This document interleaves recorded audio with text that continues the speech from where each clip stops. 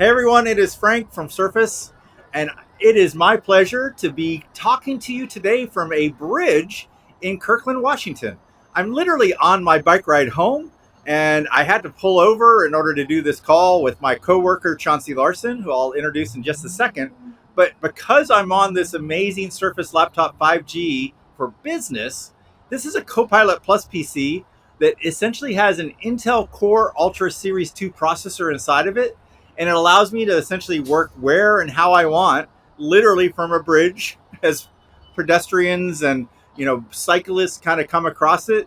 But because of that, I'm able to reach out to Chauncey Larson, who is a technical product marketing manager on the Microsoft Surface team. He and I work together day in and day out, and it is my absolute pleasure to be able to let you have a sneak peek at the conversations that Chauncey and I have all day long. So Chauncey, how you doing? I'm doing great, Frank. How about yourself? I'm doing good. I'm energized from my bike ride. It's been a long day in the office. So, speaking of this device, one of the special things that is in this device from Intel is essentially an NPU, or a neural processor unit, that allows you to run AI locally on the device. And so, I'm wondering, Chauncey, as we jump into this conversation, what is it about this device that kind of makes it special that no other device like it could do before that? Yeah, I think, look, Surface Copilot Plus PCs, Copilot Plus PCs in general, have this really amazing new capability where we are taking what's called the NPU, or the neural processing unit, and we're bringing models, AI models, locally to the device. So we're storing them locally on the device. We're updating them through Microsoft, through Windows Update. We're taking care of the security side of things, which means that we can unlock some really cool agentic capabilities, really cool voice focus capabilities, and a whole bunch of different things with over 40 models that are now living on Copilot Plus PCs. Well, I'll tell you, as somebody that uses AI a lot in my role, whether it's helping me essentially craft a new Word document or a marketing campaign or just an email back to a coworker like yourself. By the way, Chauncey, I send you some emails that I've used AI to help me craft. I don't know if you could tell, but that's Copilot in the cloud. There's also this idea of AI that runs on the device itself, and essentially an AI where the data stays resident on the device and doesn't leave the device. So being able to drive things that kind of, why do I have to use the cloud for every query when you essentially have some AI that runs local? But then there's also this unknown kind of between like what we think of as hybrid AI. And I'm wondering if you can help us define what that hybrid AI means, but especially on this Copilot Plus PC with this Intel Core Ultra Series 2 processor. Yeah, I think you nailed it. Hybrid AI really is that fusion of cloud and on-device intelligence. Think of it almost like the way that we use OneDrive and File Explorer. Like OneDrive gives you that cloud power, so if I needed to access I love that files in the example. cloud, it's available anywhere, right? I can access it from my phone. I can do whatever I need. But File Explorer allows you to work offline. Well, it's going to be a similar idea with hybrid AI. It brings things like cloud intelligence, so being able to access huge vast amounts of information that are out there, or I can run hyper specialized models locally on the device to do things like recall and click to do and live captions, like live translation, all on the device without having to require on an internet connection. And so I think that really kind of expands the capability of being able to access AI wherever you are and meet kind of the needs of kind of whatever process you're working through. Let's double down on click to do, because I'm on this Surface Laptop 5G with this Intel Inside processor. But I've noticed that now if I go up to the screen, because it's a touch screen, and I swipe from the right, the screen gets all kind of blurry for a second, and it essentially gives me this kind of purple haze. But hey, what's going on this screen that I actually see? And what can maybe you can explain a little bit more about click to do? Yeah, look, I think Click-to-Do is one of my new favorite features. So it's an AI-powered feature that's exclusive to Copilot Plus PCs. It really kind of lets our users take instant action on anything visible on their screen, whether that's text or images. And to your point, all you got to do is swipe in from the right, or you can do Windows Q or Windows Click.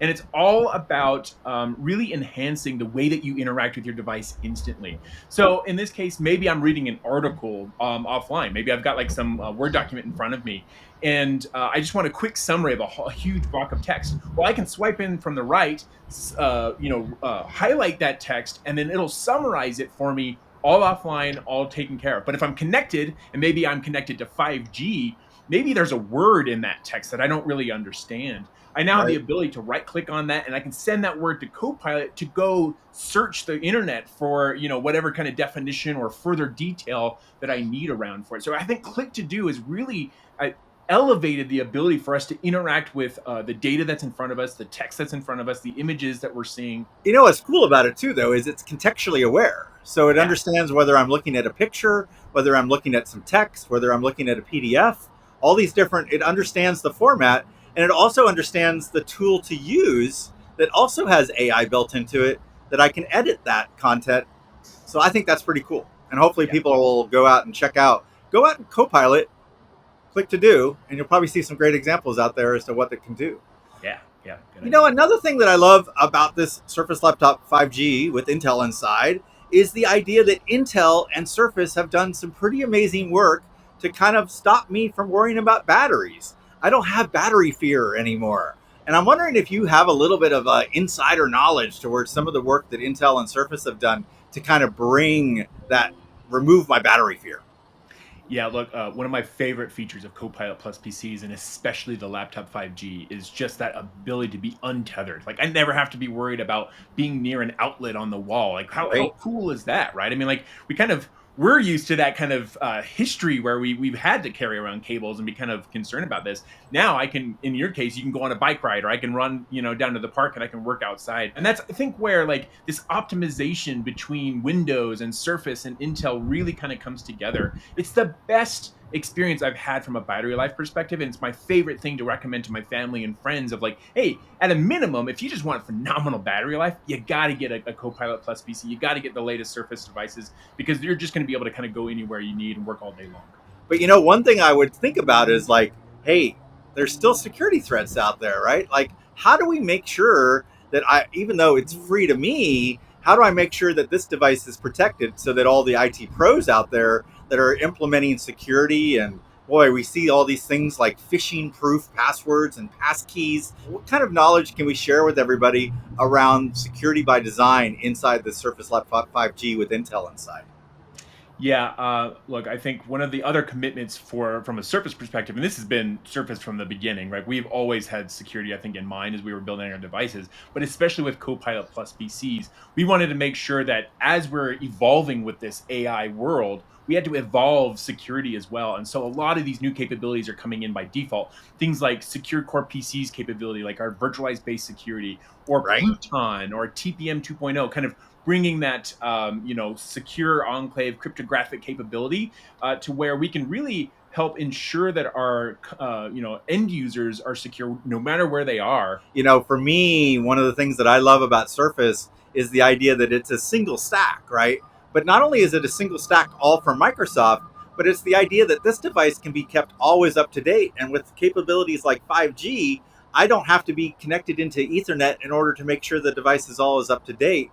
But what I also love about it is the fact that it's only running one security software, and that's Windows Defender. And I think that's a testament to the idea that hey, you can drive better battery life, you can drive better ROI, you can drive essentially more return on your investment by not having to pay as much for the device in order to keep it living. And I don't know if you have any other thoughts in that space. Yeah, and it's not only just the ROI, the end user experience benefits as well, right? If you think Right. about, I don't have to run another agent on top of things. It's built into my operating system. It's updated through my operating system. That means that the experience overall from a end user perspective is going to get better too. And same to your point, you're right. Like for IT, that complexity and removing the complexity is so key to making sure that you have a great managing experience and that you can continue to deploy your devices with confidence. And I think that's that chip to cloud story that we really love to tell about Surface and about Microsoft is so unique to our platform in terms of really all the way from silicon to the way that we manage things through the cloud or get data from the cloud is just one of the key reasons I think Surface shines from a security perspective. Hey, so Chauncey, let's close it up. You know, I've been standing on this bridge talking to you, and it has been my absolute pleasure to have the freedom to be able to use a Copilot Plus PC like this Surface Laptop 5G for Business with Intel inside to deliver performance and protection all in one device while I can work how and where I decide. Thank you very much, honestly, for taking this time. Things like the way that we leverage Windows 11 and that collaboration with Intel, the way that we kind of light up that partnership between Silicon OS and Defender is such a cool topic to be able to talk about. So I really loved being able to do that with you for sure. Well, I really think that these devices help people stay productive. And I love the idea, again, like we pointed out, of hybrid AI, that I can run AI models locally on this device. I can write emails and other pieces and have that essentially have that freedom of being able to use AI local or in the cloud, or that hybrid combination of the two. But more so, I'm super pleased at how smoothly my Surface Laptop 5G for Business with Intel inside has handled this call. Yeah, for sure. I think it's phenomenal that you were able to take this call. And to your point, like how transformational is it to be able to have a laptop that you can use anywhere, that you can then use AI locally on if you wanted to, and you can connect to the internet. You know, be able to connect to your 5G to talk to things like Copilot at any given moment. So that the ability to transform business processes and the ability to take frontline workers and let them go anywhere and be productive, such a powerful statement. And I love being able to kind of banter. It's one of my favorite things about working with you, Frank, is you and I get to have these conversations all the Yeah. time. So thank you Well, very much for inviting me. I was getting 430 megabits per second on the bridge. That's just amazing. That's crazy. so, so hey, thanks a lot, Chauncey. I want to thank our audience for joining us. It is such a fun opportunity and such a pleasure to be able to talk to everybody.